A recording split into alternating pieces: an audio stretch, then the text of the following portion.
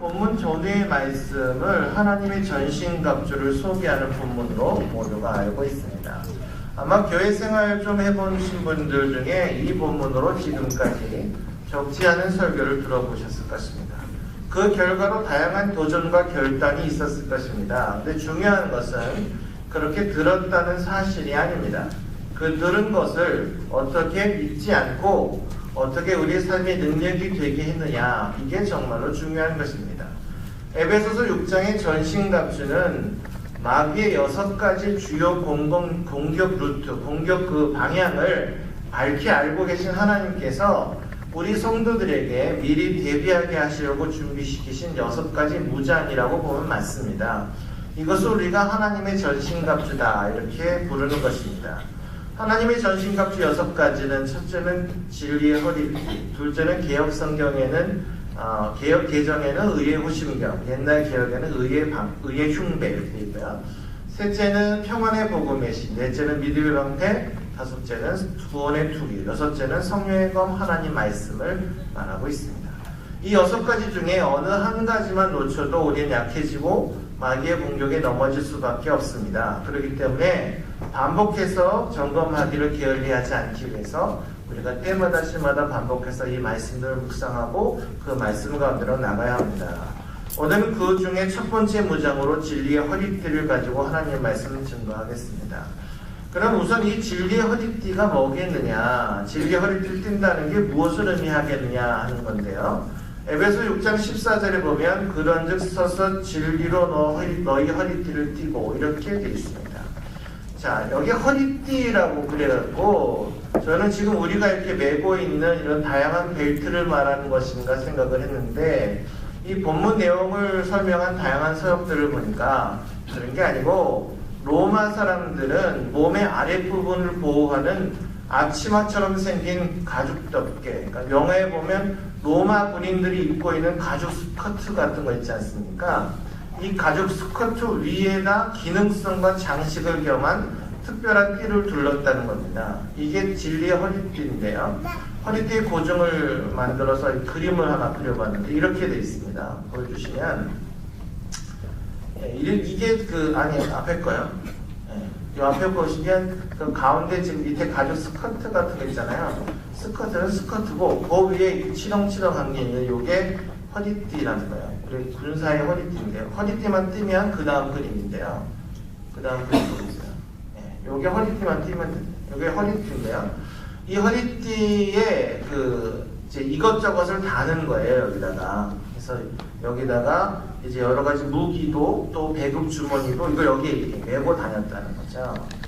자, 보통 로마 일반 시민들은 이걸 믿지 않았습니다. 보통 사람들은 길고 폭이 넓은 늘어지는 터가 나는 겉옷을 입을 때 이건 뭐 마치 우리 커튼 막 뒤도 후루 보이는 거 이런 것처럼 보이는 겁니다. 그 옛날 석상 같은 거 소크라테스나 이런 사람 보면 이렇게 막 늘어진 거 한쪽 손 잡고 있는 이런 게 있지 않습니까?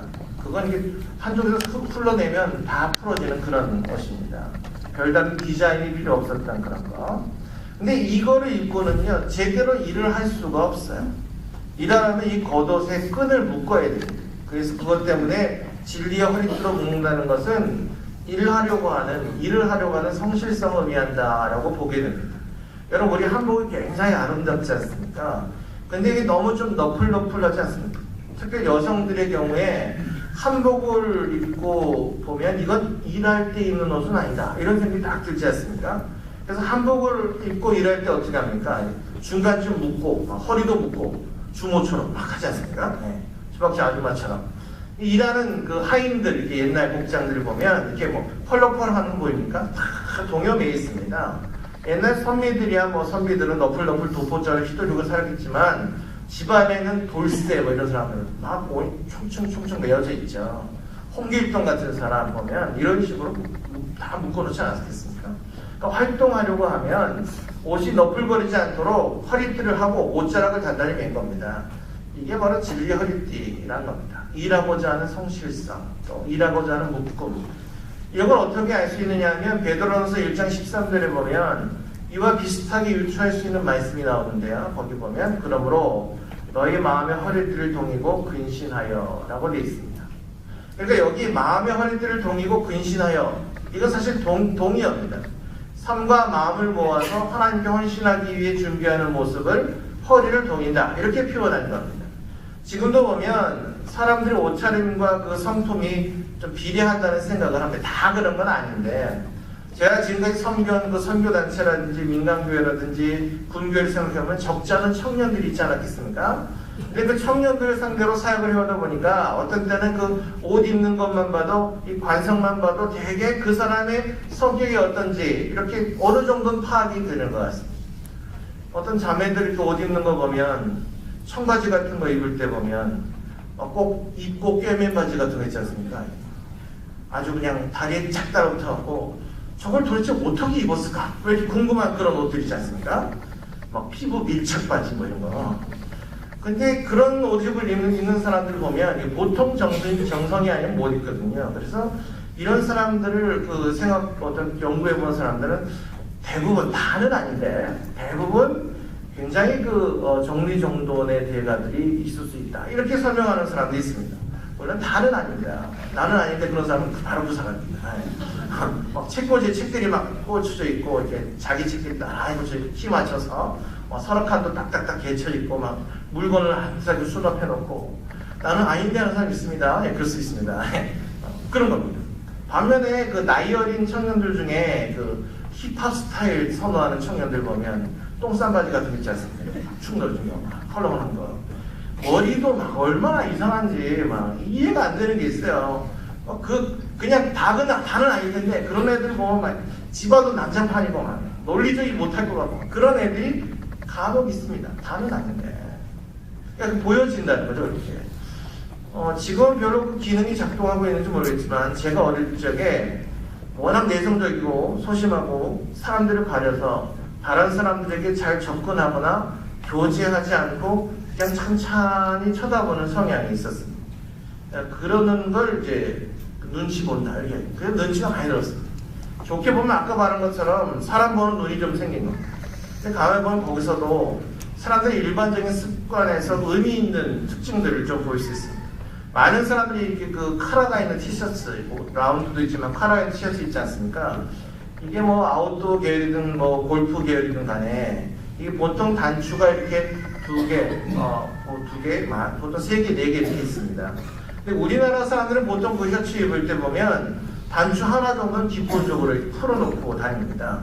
조금 못 부리는 사람들은 두 개 정도 풀고, 개념 없는 사람은 한 세 개 풀고, 미친놈이 네 개 다 풀고 그렇습니다.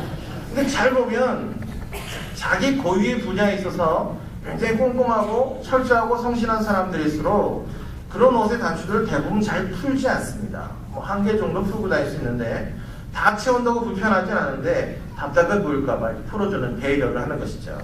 왜냐하면 뭔가 좀 너풀너풀거리고 뭐 이런 거는 집중하고 활동하는데 방해가 될 수 있다 이렇게 생각하는 겁니다. 그래서 우리 장병들도 훈련할 때 야간에 그 기도비니크를 유지하기 위해서 총도 어깨끈을 확 조여갖고 덜컥 소리 안 나게 하고 옷 매무새도 조이고 뭐 이렇게 다 하지 않습니까?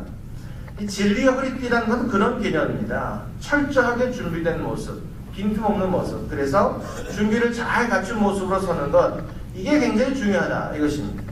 이런 성실성의 반대가 불성실함 아니겠습니까? 근데 이런 말을 다른 말로 하면 이중생활이다 이렇게 얘기합니다. 이런 이중생활을 우리를 불성실하게 만들죠. 부부나 연인 사이에도 이중생활이 큰 문제가 되는 거 아닙니까?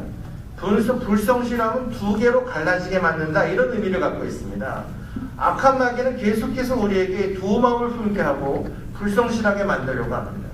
의심하는 마음을 갖게 합니다. 하지만 우리는 두 주인을 섬길 수 있는 사람이 아닙니다. 예를 들어서 어떤 남자가 여자를 만나서 이렇게 얘기했다고 합시다. 나는 너도 사랑해. 그럼 어쩌겠습니까? 당장 끝났습니다. 사람은 나는 너만 사랑해 그래야 되는 겁니다. 나도 너로 사랑해 이런 말 듣고 기분 좋아할 여자는 정신없는 여자입니다. 이 조사 하나 때문에 사람이 울고 웃는 겁니다. 너만 사랑하는 것이 사랑입니다. 너도 사랑하는 건 사랑이 아닙니다. 그래서 불성실한 것은 이것입니다. 이중생활, 두 개도 갈라지게 만듭니다. 그러니까 진리의 허리띠는 이중생활을 버리고 한 가지에 집중하는 겁니다. 한 마음을 품는 겁니다. 예수 믿는 사람들이 세상 사람들하고 비해서 훨씬 강한 점, 오직 하나의 초점에 집중하는 그런 생활을 한다는 겁니다.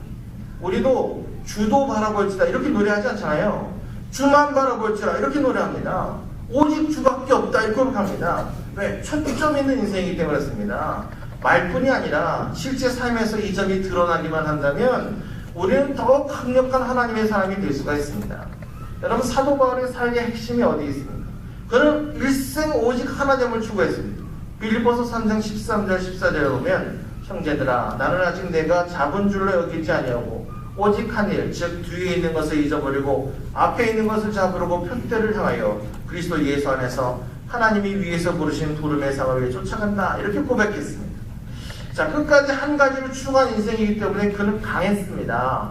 바울이 인생이 어떤 인생이었는지 하나님의 전신갑주로 풀이한다 한다면 그는 진리의 허리띠를 꽁꽁 동여맨 그런 인생이었다 말할 수 있습니다. 살다 보면 참으로 많은 시험을 우리가 만나게 됩니다. 마귀가 주는 각양각색의 시험이 있습니다. 그런데 마귀가 우리를 시험하는 목적이 뭡니까?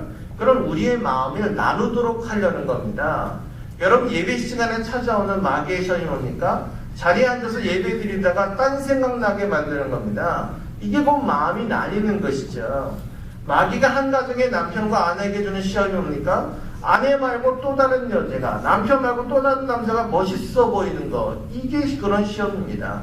신앙생활 하면서 받는 시험이 뭡니까? 두 개로 마음이 나뉘는 것이죠. 그나마 두 개로 나뉘면 되는데 만약 불교와 기독교로 나뉘었다, 이건 정말 말이 안 되는 일 아니겠습니까?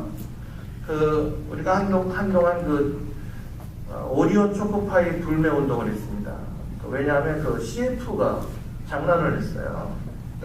CF에 보면 예배 끝나고 목사님이 이렇게 다 초코파이 나눠주는데 한 애가 목사님 제가 고백하겠습니다. 저 원래 불교예요. 뭐 이런 소리 하고 그래서 끝날 때 야 천주교는 2개 준대. 그래서 막 몰려가 이런 모양이 나와갖고 실제로 정식으로 항의해가지고 그 CF가 중간에 끊겼습니다. 그러고 나서 교회들은 야 이제 우리 오리온 초코파이 끝이다. 가나파이로 바꾸자. 이래갖고 창이 불매운동을 한동안 했었습니다. 정말 그렇게 장병들 중에서 이렇게 순회하는 애들이기 때문에 뭐 그런 게 있는데 이렇게 나뉘면 아무것도 아닌 겁니다. 마귀가 주는 시험의 특징은요, 항상 이렇게 나누는 거예요. 몇 가지씩 한 번에 추구하도록 하는 거예요. 여러분, 공부 못하는 학생의 특징, 자기 아이를 좀 생각해보면 얘가 왜 공부를 이렇게 좀 집중하지 못하고 생각해보면 책상에 앉으면 얘는요 공부할 때 너무 많이 생각이 나. 수학 공부할 때 영어 생각나고, 영어 공부할 때 국어 생각나고, 국어할 때 역사가 중요하다 뭐 이런 생각나고요. 그래갖고 뭐 안 되는 거야, 안 되는 거야. 여러분, 늙음아까지 장가 못 가고 시집 못 가는 사람들의 경우에 마음이 나눠져 있는 걸 봅니다. 목사님, 저는 좋아하는 사람이 3명인데 어떻게 하죠? 이럽니다.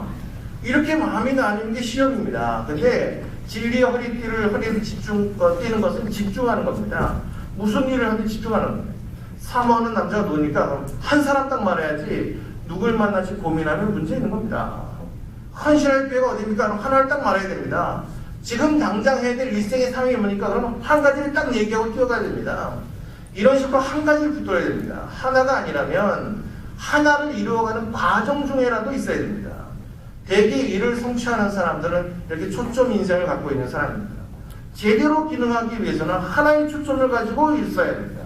예수님께서도 그랬습니다. 마태복음 6장 22절에 보니까 눈은 몸의 등불이니 그러므로 내 눈이 성하면 온몸이 밝을 것이요 눈이 나쁘면 온몸이 어두울 것이다. 여기 눈이 성하면이라는 말을 풀어놓은 영어 성경 중에는 싱글 포커스라고 해놓은 게 있습니다. 눈이 나쁘면 이걸 더블 포커스 이렇게 해놨어요. 그러니까 눈의 초점이 하나면 온몸이 밝을 것이고 초점이 둘이면 온몸이 어두울 것이다 이렇게 말했어요. 이 말씀에서 예수님이 눈이 성하다, 눈이 나쁘다 라고 하시는 것은 시력이 좋다 나쁘다의 차원이 아니라 초점이 몇 개냐 이렇게 얘기한 거예요. 그래서 제가 개인적으로 안경을 다 초점을 끼고 있는데 이게 초점이 여러 개인 게 비성경적이 아닌가 고민했습니다. 근데 물론 다시 생각해보니까 눈이 어느 경우에도 초점을 맞추기 위해서 지혜롭게 만들어낸 것이 다초점 렌즈다 라고 생각하고 잘 끼고 잘 쓰고 있습니다. 하여튼 눈이 정상적으로 기능하려면 반드시 하나의 초점으로 맞춰줘야 되는 겁니다. 진리의 허리띠는 싱글 포커스, 하나의 초점을 갖고 있는 인생입니다. 초점을 맞추고 살아가는 겁니다. 우리가 하나님의 전신갑주로 무장한다는 것은 그 삶에 초점이 있다는 겁니다. 우리 삶에 초점이 없으면 무장해제나 마찬가지입니다.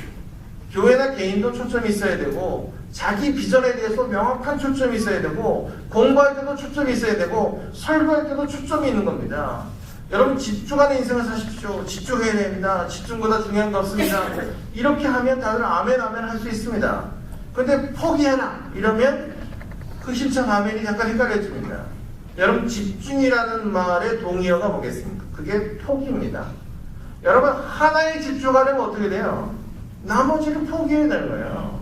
지금 하고 있는 데 집중하려면 나머지는 포기해야 된다고요. 그러니까 포기하라는 말하고 집중하라는 말이 실은 같은 말입니다.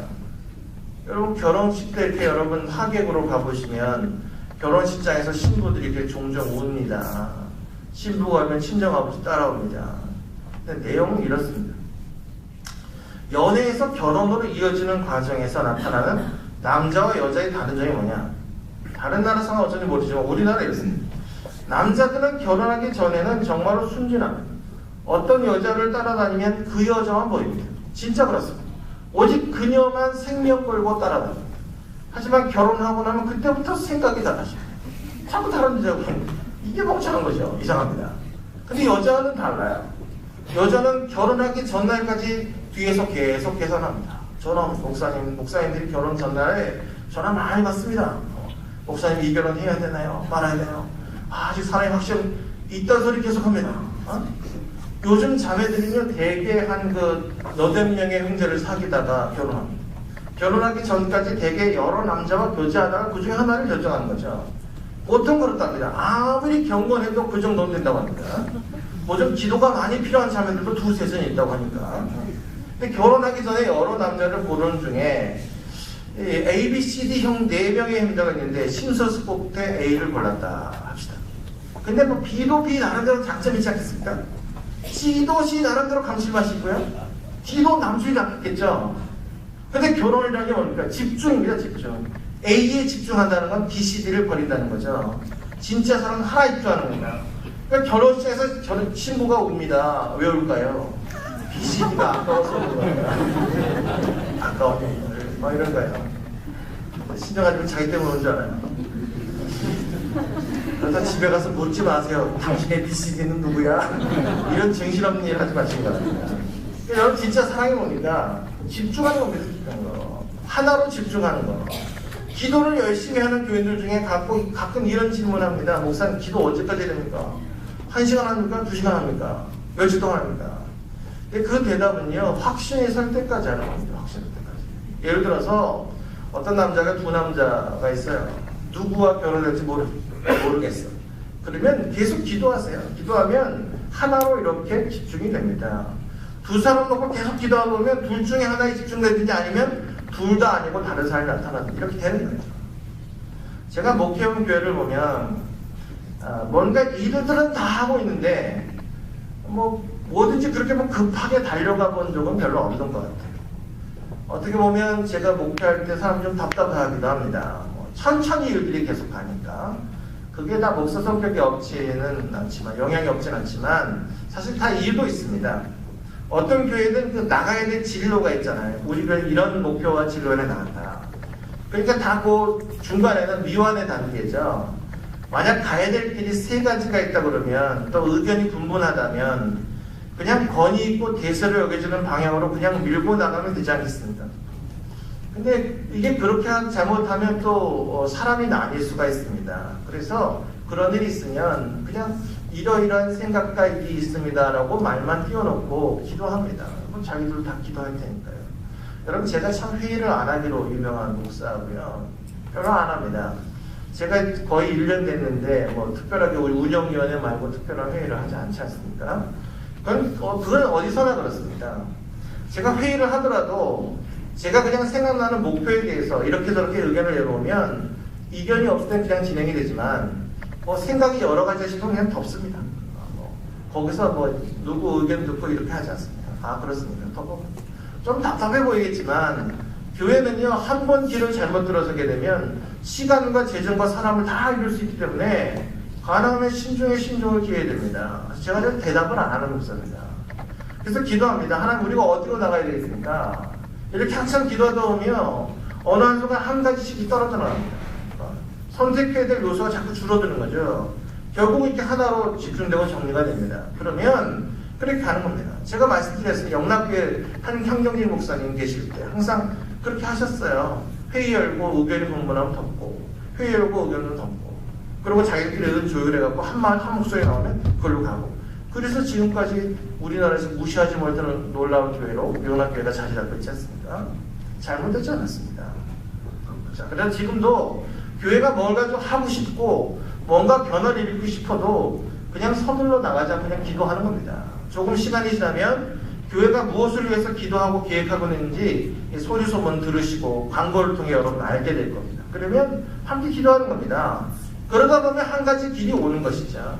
그렇게 교회 전체가 합의가 이루어지고 나면 그때부터는 모든 역량을 총동원해서 힘있게 밀고 나가면 되는 겁니다. 교회를 객관적으로 관망하는 분들이 계시다면 그냥 어떤 일을 해내는 것, 진행하는 걸 보고 판단하면 안 되고 그 일을 위해서 오랫동안 기도해온 시간과 열정이 있었다는 것, 그런 거 여러분 눈치채셔야 됩니다. 우리 인생도 마찬가지입니다. 빨리 간다고 되는 게 아닙니다. 무슨 일을 하든지 하나님 앞에서 확신한 일에 거해야 됩니다. 확신한 일에 거하는 것은 기도하는 사람만 할 수 있는 일입니다. 시편에 보면 간혹 가다가 괄호 안에 셀라라고 써 있지 않습니까? 저랑 수학 공부를 하든지 제 설교를 계속 들은 사람들은 한두 번씩 들은 얘기인데 이걸 어떻게 해야 되나 고민하는 사람이 있어요. 읽고 넘어가야 되는 건가 뭔가. 근데 이 셀라는 읽으라고 있는 게 아닙니다. 이건 한 단락을 쭉 읽다가 괄호 안에 셀라가 딱 나오면 곧바로 그 다음 단락을 읽지 말고 새로운 도약에서 잠시 쉬라는 거예요. 잠깐 멈춰라. 몸과 마음을 추스르고 수분 한번 고르고 음미한 다음에 이 말씀 묵상한 다음에 그 다음으로 넘어가라는 거예요.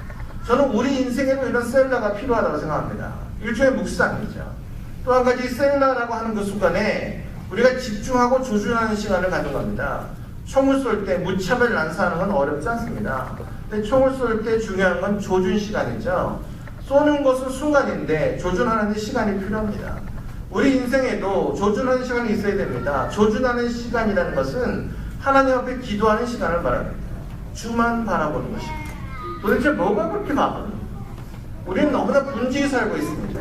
밤낮 이리 뛰고 저리 뛰고 결국은 어디로 가는지도 모릅니다. 속도보다 중요한 게 방향이라고 하지 않습니까? 그런데 우리는 이 방향 잃고 살아갑니다. 도대체 기도하지 못할 정도로 분주한 일이 뭡니까? 이게 우리가 초점 없는 인생을 살아가고 있다는 반증입니다. 잘되는 교회, 부흥하는 교회, 능력 있는 교회, 영향력 있는 교회를 볼 때 우리는 뭔가 특별하고 대단한 사람들이 그 교회를 구성하고 있다고 생각합니다. 그런데 선입견을 버리고 들여다보면 그다지 특별한 인물이나 인생들이 없습니다. 다만 그들의 특징이 있다면 한 가지 일로 함께 기도할 줄 알고 기다리면서 기도하고 집중한다는 겁니다. 의견이 분분하면 하나로 모일 때까지 과정을 인내하면서 모든 일을 그렇게 추진하고 그러면서도 그 과정에서 주어진 일들을 묵묵히 해내고 있는 겁니다. 그러면 결국 결말이 지어지고 엄청난 추진력으로 일을 이루어내는 겁니다. 요즘 인터넷의 위력이 얼마나 막강합니까?